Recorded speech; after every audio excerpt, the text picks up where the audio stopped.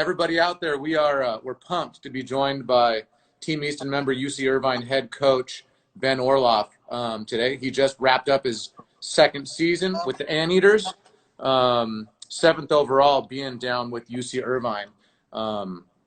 Just a little background on UCI for everybody out there watching. Since 2002, UC Irvine has been in 8 NCAA regionals, 4 supers, and 2 times to Omaha. That's a pretty good run in the last, 18 years or so. Oh, God, they shut the lights off on me. Hang tight.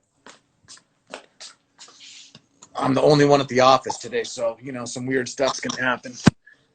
All right, so Ben Orloff, one of the most decorated players ever in UCI history, back coaching his own club, 3-time All-American, first Big West Conference Player of the Year for the team, Gold Glove winner, Brooks Wallace Award for the nation's best shortstop, all kinds of UC Irvine records.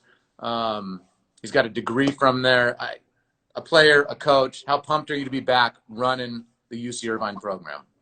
Yeah, it's awesome. UC Irvine's a really special place. And, my experience that I had there, as a student athlete, the people I got to play for, my teammates, it's a big reason why, it's such a big deal to be back. I bet. And so one of the things that I thought was awesome, I was reading some old articles that, people had written, and you were in a really good, successful pro career. I think you were playing in Texas somewhere, and you're sitting there one day, and you see a job opportunity pop up for a full-time assistant coach. You're hitting close to $300. You interview, you get the job, and boom, you're there. Tell us a little about that. Yeah, it was a little bit of a, I don't think it's a normal situation. The head coach at the time was Mike Gillespie, and, I played for him my last 2 years there. And my whole pro career, we'd talk, every week. And, he means a lot to me, meant a lot to me as a player. And it's kind of going through, that was my second year in Corpus Christi in AA, and I was doing well, playing with a lot of high profile, high prospects that have gone on to do some really good things with the Astros. George Springer, Mike Fultonevich, Delano Shields, some of those guys, Dallas Keuchel. And kind of about 2 months into the season, the manager called me in and said, we got to stop playing you every day. We got to play some other guys that are prospects. So kind of throughout that time, I was talking to Coach Gillespie. He was going through a coaching staff change and asked me if I'd be interested, and I said yes.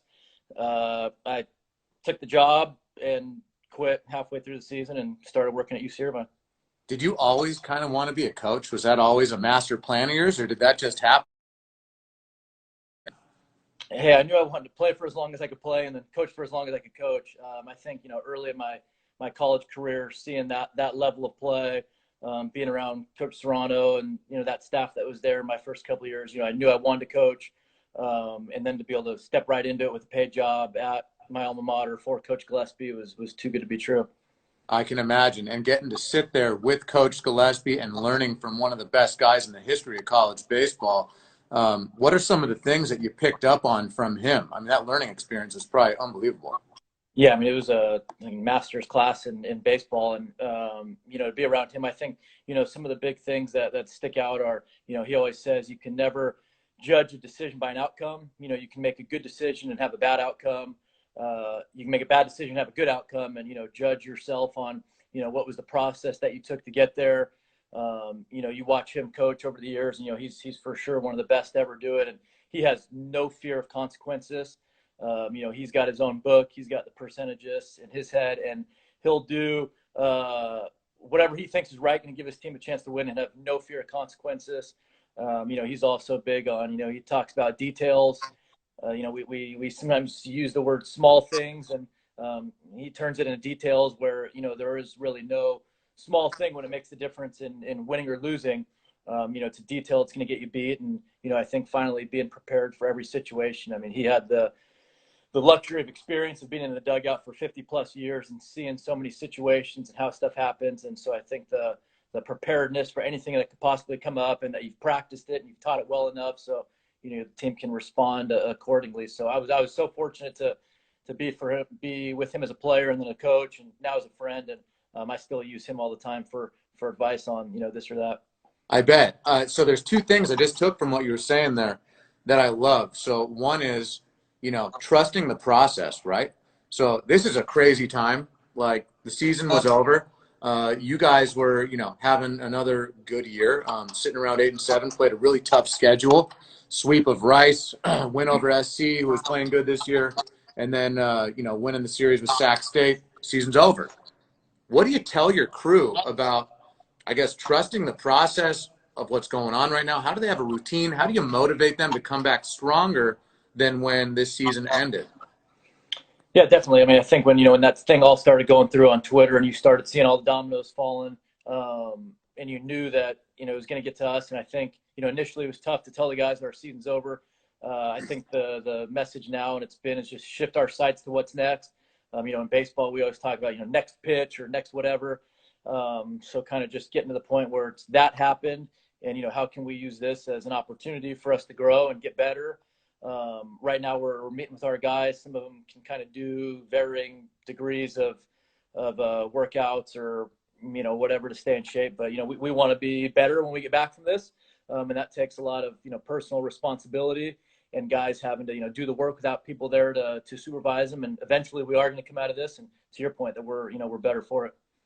Yep, and that's one of the things. Guys are going to have to be accountable for their own actions. I mean, you as a coach, you're probably taking this time to get better and learn things and get smarter, use some new technology, which is what we're doing right now. And the players should surely be working hard at their homes, trying to do what they can. What advice would you have for kids out there, a 7, 8, 9, 10, 11, 12-year-old player who isn't able to play at his pony league? What kind of stuff can those kids be doing right now? I think to your point, I think it's a good opportunity to watch and learn. There's a ton of resources like what you guys are doing with all these coaches, podcasts, YouTube. But I think, in terms of like drills and stuff, I mean, as simple as get out and throw a ball off the wall. I mean, when I was a young kid, we went through 2 garage doors at my house. Yes. Just from throwing the tennis ball off the wall and catching it. And I think, everybody wants to hit. We tell our guys there can only be one DH. I think the more that you can handle the ball, the more you can get comfortable handling the ball. You want to play at those highest levels. And, we see a guy like Francisco Lindor played 140 games last year and he made 10 errors. So that's 1 error every 2 weeks. And so I think the more that if you're a young kid, you can handle the ball, get used to handling the ball, the better you'll be for it. That's awesome. All right. So I'm sure, yeah, you and your brother broke your garage doors and windows all the time. He's still coaching too, isn't he? Yeah. He's down at J. Sarah, and they got a really good program down there and good coaches and great setup. And yeah, they got it rolling. A lot of dudes down in South Orange County down there. I mean, that's a baseball hotbed. You guys have a heck of a facility, one of the best in the Big West. Tell the kids out there who are watching who haven't been fortunate enough to get down to UC Irvine, tell them a little about the facility that you have and about the location. Yeah, we're lucky again. I mean, our freshmen live right behind the right field fence. Our non-freshmen live in Newport Beach down there on the peninsula. From a field, I mean, our field, our surface is as good as there is in the country. I mean, I think you can ask anybody that comes and plays us. They'd say the same thing. We got a lot of big leaguers that train there in the off season. And, Nolan Arenado's mentioned to our field guys, that this is the nicest infield surface, that they have, even at the big league level. And, we've got 3, 4, 5 full-time guys, depending on the time of the year. Jordan Schrader, Jim Yogi, Edgar Rubalcaba, those guys that work on our field, they're out there every day. And, it's unbelievable. And there's not a better one in the country. Yeah, I know a lot of kids, as I've been working with Easton over the past, 16 years, a lot of players from up here have, played at UC Irvine, and they take a lot of pride in that program down there. You've got a great storied tradition. What makes a good eater? Like what are the traits that are in the DNA of a good eater? I think that goes to that culture question what we all like to talk about. For us, it's been, it starts with, we've had really good players, but I think a lot of times for us, it's been the guys that have been overlooked maybe for whatever reason. Some guys that kind of developed a little bit later. Some guys recently that we've had that have been really successful were kind of younger for their grade.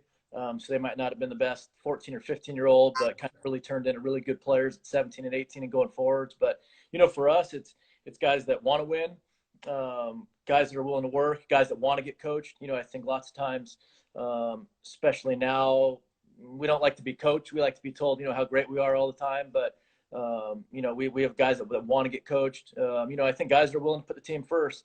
I think now it's a rare trait for people, to be able to really celebrate the success of somebody else. So, we want those types of guys that want to win, want to work, want to put the team first. That's kind of, and obviously, it starts with talent. There's no difference for that. But Sure. those guys that want to work and really, really continue to get better. And that's what those guys are doing right now. I mean, I'm assuming, if you're team first guys, every one of your players right now is grinding at home to get better, to push each other. It is important that everybody on a team knows what their role is. How do you fall into that? Like, you show up in fall and you got all these new guys and you got your returners. Talk a little about the process of figuring out what your role is as a player on a team. We haven't hit on that yet with any coach. It's an interesting topic. Yeah, no, I mean, it's interesting. And, with us, we say it's a meritocracy. You get what you earn, and I think it's about being able to delay gratification maybe and just continue to work and not get upset if your role is not what you want it to be right away. I think we all develop at different times. I think especially at the college level, kids can get discouraged if they're not playing right away as freshmen, but a lot of those guys didn't play on their high school varsity team as a freshman. So I think, if we can really just if our goal is to continue to improve kind of regardless of what my role is, that's going to be best. And there's story after story, of guys that kind of developed at different paces and, it wasn't always right away, but those guys that, when you get that opportunity, it'll show up if you're prepared or not. And, if you want to pitch more, pitch better, those guys, you get a chance, you get 2 hits, you get to play again tomorrow.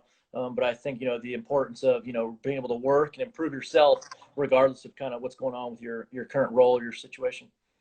That's cool. That's good stuff for all the kids watching out there. Give us an example of like a day in the life of a UCI baseball player. Like, what are they doing in fall? So when you're training. Yeah. For us, we lift 4 days a week. And so we're in there Monday, Wednesday, Friday at 7 a.m. Just to avoid kind of the class conflict. Our guys typically take classes then between 8 and 1. We're out there at 1:30ish every day. 4:30 we're done. They have study table 2 nights a week at 7 o'clock. There's rules about off days during different phases of that. We're always off at least 1 day a week during that time. But they're busy. It becomes, managing your time. Yeah. Those guys putting in work on their own in the classroom, on the field, doing all that sort of stuff to improve themselves and not fall behind. We're a quarter system, so it's a 10-week quarter, so it moves really fast. Guys can't, procrastinate. It's a grind, and I think that's, it's such an incredible thing that coaches do, is getting players prepared for future, like time management. It's amazing. All right, so last couple questions. I saw that you got a degree in criminology. Dude, what were you going to do with that?